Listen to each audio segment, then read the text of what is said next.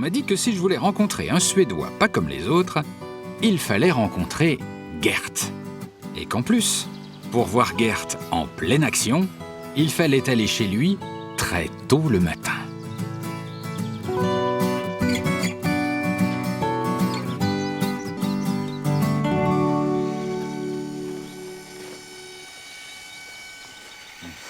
Ça sent le bois.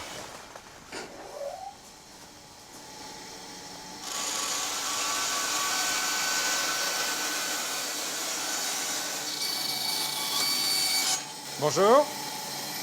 C'est très tôt pour scier du bois. Oui, exact.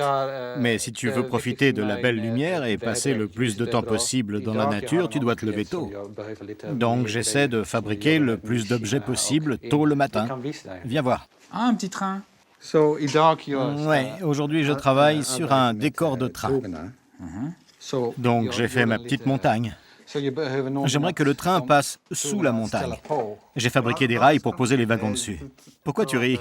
Tu penses que c'est un peu bête? Non, on a le droit de creuser un petit tunnel pour faire passer un petit train. Je trouve ça très très bien.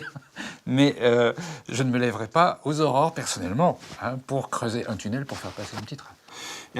En fait, je pense que tu n'as pas vraiment compris ce que je suis en train de faire. Et surtout, à quoi ça sert tous ces accessoires? Je fais tout ça pour les écureuils. Je leur construis un décor. D'accord, parce que c'est bien connu, les écureuils jouent avec des trains. Ben oui. En tout cas, chez moi, c'est comme ça. Ils peuvent jouer avec des trains, des bateaux, des guitares, des vélos, avec tout ce qu'ils veulent. Et moi, je les prends en photo dans mon petit jardin très spécial. D'accord. D'accord. Mais j'ai très envie de voir, du coup. Bon, si tu veux, on va y aller. Je ne suis pas tout à fait prêt, mais tu vas m'aider. On va tout bien préparer pour prendre des photos. Ça te va? Oui, ah bah oui, on me propose rarement des projets comme ça.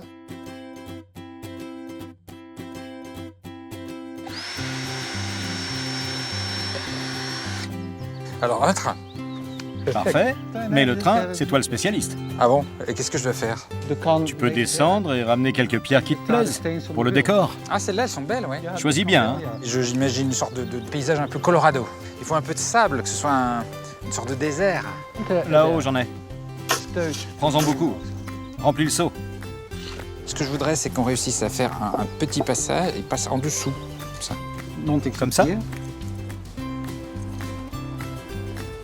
Et voilà. Peut-être qu'il faudrait l'avancer un peu vers nous, je pense. Pour qu'on voit bien l'ensemble avec les écureuils dans le champ. Oui, parce que le but, c'est de faire venir l'écureuil et de faire des photos. Non, c'est beaucoup plus que faire des photos. C'est faire la photo parfaite, celle qui va provoquer un effet waouh chez les gens. C'est pas juste un écureuil près d'un train. Il faut qu'il y ait une interaction entre l'écureuil et le train. Bon, maintenant, on a notre décor. Ici, ça pourrait être chouette s'il grimpe sur la tour Eiffel. Et puis, bien sûr, nous avons notre train. Et ça, c'est bien pour vous. Oui, j'espère qu'on aura une super photo.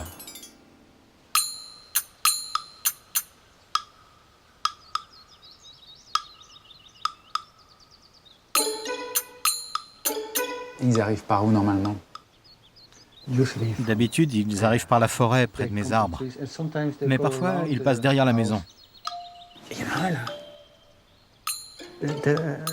Oui, enfin. Attention, il est méfiant. On va voir ce qu'il fait. Il arrive. Il est là. Il est là.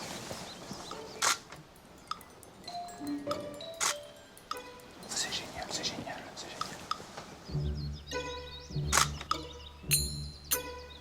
Mais c'est très mignon, c'est vraiment craquant. Quoi. Pourquoi? Parce qu'ils ont leurs petites mains, parce qu'ils nous regardent comme ça un peu. C'est craquant.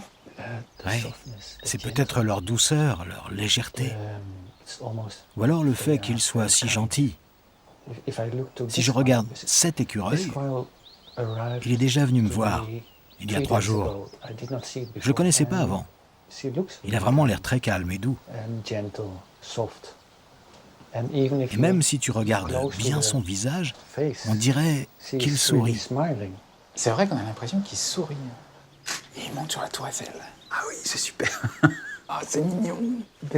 Bon, tu vois cette photo, elle n'est pas géniale. Un peu floue. Peut-être que celle-là est mieux. Ouais, celle-là c'est une bonne. J'adore, mais franchement, j'adore. Ça pourrait être une de mes bonnes photos, tu vois. Là, regarde, ça vient, il s'approche du train. Oh, c'est incroyable. Hein, mais là, on voit pas le train. On a mis trop de mousse, ça le cache. Alors, qu'est-ce qu'il faut faire pour le train, alors? Faut qu'on le bouge. Ça fait partie du jeu, on doit toujours améliorer le décor. Ça m'amuse, moi. Parfois, ça me prend 3 jours pour avoir enfin la bonne photo.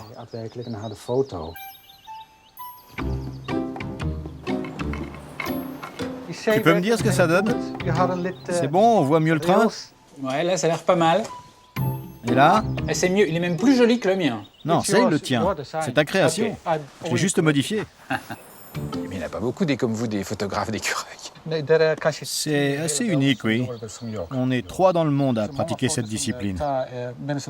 Mais beaucoup de monde pense que c'est retouché en numérique, avec des logiciels. Alors que mes clichés, moi, ils sont originaux, sans retouche. Ils sont authentiques. C'est pour ça que les journaux me les achètent, c'est sans trucage. Ça, c'est dingue.